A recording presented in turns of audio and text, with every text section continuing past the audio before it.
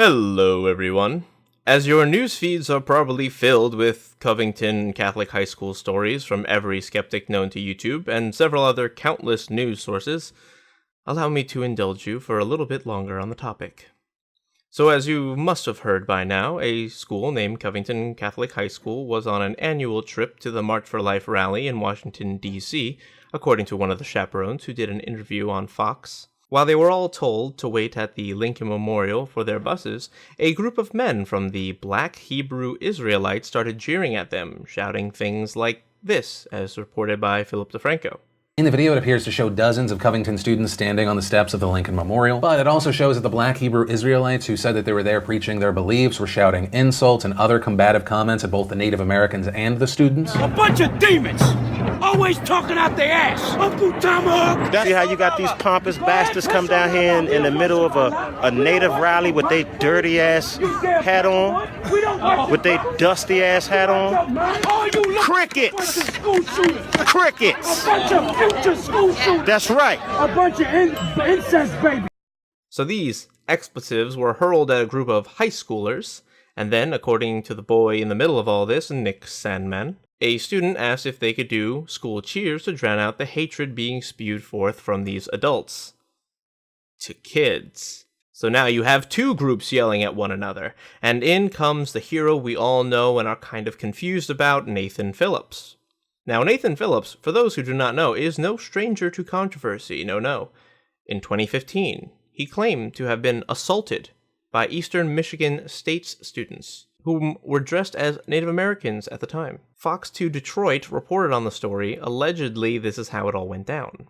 They had literal feathers on. I was just going to walk by, Phillips said. A group of them said, "Come on over here, come here." He says he walked over to the fence and saw roughly 30 to 40 students involved in a theme party. They had their faces painted. Phillips said, "I said, what the heck is going on here? Oh, we are honoring you." I said, "No, you are not honoring me." It was a statement, he says, they took offense to. Then they started whooping and hollering, he said. I said that wasn't honoring, that was racist. Then at that time, it got really ugly. Phillips says he was bombarded with racial slurs. Quote, "They said, 'Go back to the reservation, you blank Indian,'" he said. One student, he says, threw a beer can at him. "If I would have stayed where I was at, it would have hit me in the head," he says.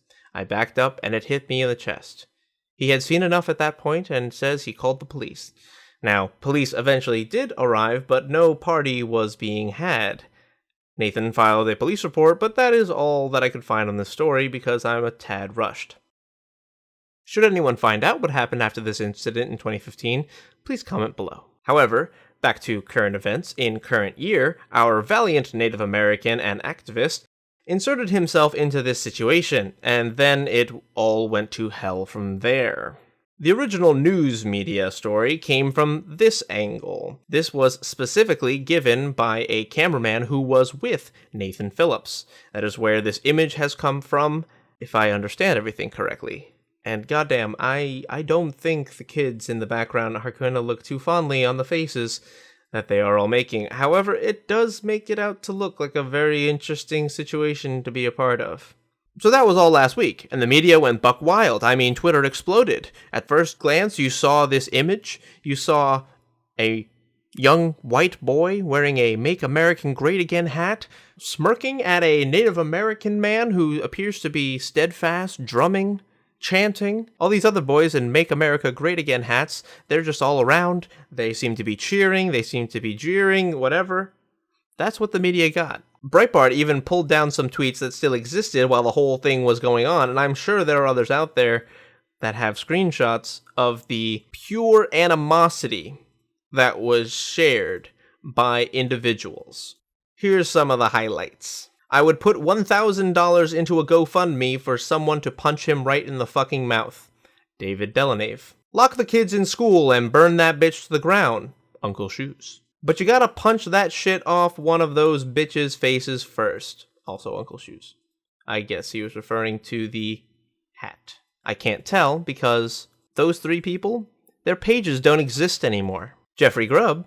"Giving a shit-eating grin to a Native American's face isn't legally violence, but he is smiling about the violence. He is saying, 'My people hurt you, and you can't touch me, even while I gloat about it. It is fascism, and you should punch fascists. This person is mentally deranged. Punch the little motherfuckers in the face. Pain is an excellent teacher. Aaron Smarter. Reza Aslan. Honest question. Have you ever seen a more punchable face than this kid's? And finally, I know he's like a teen or whatever, but I still want to hit him, like, super hard, right in that bish-ass looking face, you know. Tatiana. So that was part of the overall outrage that came about. But then the story came on Sunday, and Sunday is when things broke further, and the media was all caught with their pants down. A 2-hour video was uncovered and posted up online detailing the whole event, the way I had described it to you at the very beginning. The Black Hebrew Israelites started jeering. The kids started their school chants that they had gotten permission from a chaperone to perform. But after that, the media pulled down all those tweets. Pages went private. Pages were straight up deleted. A whole bunch of personalities had to backtrack, including Philip DeFranco himself, in which he apologizes in his Monday video for getting caught up in the hubbub. Me personally, with the situation being Nathan Phillips approaching this group, seeing all of those kids jumping around, dancing, it's now way harder for me to see those same clips and see it as them mocking him or antagonizing him or trying to drown him out. If anything, it appears that you just have a lot of these kids in this group that are just completely confused as to what the heck is happening. I mean, you can see that from some of the facial expressions. At one point, you even hear someone say something.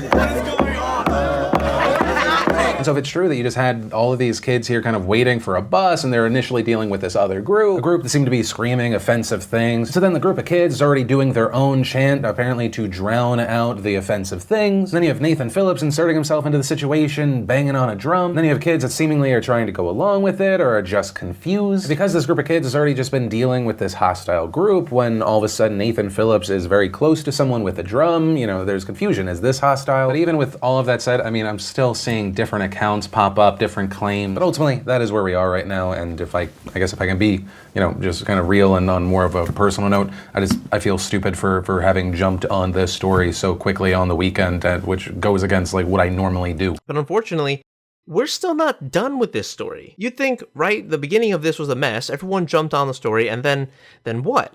Well, some people don't believe this kid. Some people don't believe their own eyes when they saw the 2-hour video. The kids have been accused of using blackface. Some have even likened this picture to the person in question, Nick Sandman, but that has yet to be confirmed. But even still, this turned out to be nothing more than them doing a blackout game, similar to a whiteout or a blueout, in which the students will dress in a particular color in order to appear like a giant mass of homogeneous color. It's a school spirit thing. Even this fellow, Ryan Toller, comes in to set the record straight. He says, Lamau, I was at this game 7 years ago. 7, I'm shown in the background of this image. It's called a blackout theme. We had school spirit. We do this to every school, no matter the race or ethnicity. Stop trying to force a fake story to drive your false narrative. If you guys know of Duke University, they often will do either a blueout or a whiteout. Penn State versus Ohio also did a whiteout. But even still, the storm was not over. The school had to cancel classes today among protests outside the campus and death threats being sent to the students, especially Nick Sandman, primarily from adults to children. Adults are wishing death or malicious intent to 17-year-olds. Now, everybody should know at this point that the likely determining factor for all this attention was that a group of students, by the vast majority, appear white, and they're all wearing Make America Great Again hats. Ignoring the fact that they're from a Catholic school and they were attending a pro-life rally, that's not even the important part. Just because they were white and wearing Make America Great Again hats is why I think that they were targeted by the Black Hebrew Israelites to even start with. Now, Washington, D.C. had the March for Life rally, but they also had the Indigenous Peoples Rally at the same time. That's where Nathan Phillips came in. He wasn't just there to make a scene. He was there for a legitimate reason. His actions were the scene. However, despite all this information, some still have not let it go. Despite the facts pointing to a non-confrontation between the students and Mr. Phillips. After all, when the buses showed up, the kids just left, and that was that. Now, what I want to show you was a couple of Facebook posts and tweets I personally screenshotted. The stream of Facebook quotes was related to this story. One person writes, "Dude, do you really believe that? Obviously, the adults were wrong for using slanderous language towards kids, but that boy, under no circumstance, should have been smirking in that Native American man's face. I am not sure how you were raised, but that would have been the ultimate sign of disrespect when I was coming up. Person responds, I don't really have an opinion, I just know his claims don't mention disrespect. Quote, I did smile at one point because I wanted him to know that I was not going to become angry, intimidated, or be provoked into a larger confrontation.